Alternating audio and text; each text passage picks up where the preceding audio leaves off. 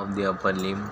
It contains the olecranon process and the coronal process in its head part. Olecranon process has 5 surfaces. The olecranon anterior surface is articular, and it forms articulation with the upper part of the trochlear notch, and the posterior surface, which is subcutaneous, that is, it has no attachment, and it has the medial surface and the lateral surface. Medial surface is continuous inferiorly with the medial surface of the shaft, and the lateral surface is present posteriorly. Then we have the coronal process. Coronal process is like a crow's beak, and it is present just below the olecranon process.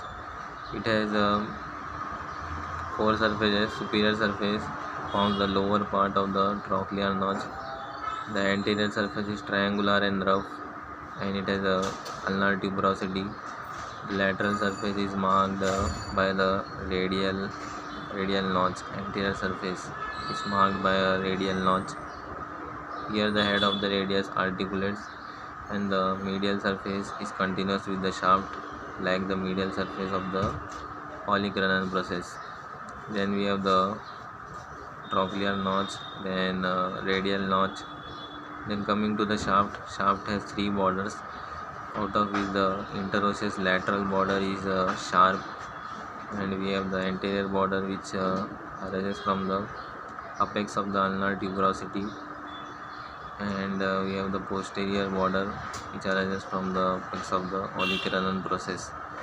And we have 3 surfaces between the sharp interosseous lateral border and the anterior border. We have the anterior surface, and between the lateral border and the posterior border we have posterior surface, and between the anterior border and posterior border we have the posterior surface.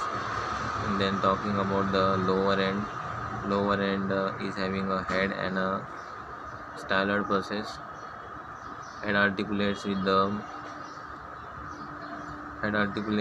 that of the radius and forms the inferior radio-ulnar joint. Similarly, superior radio-ulnar joint is also present.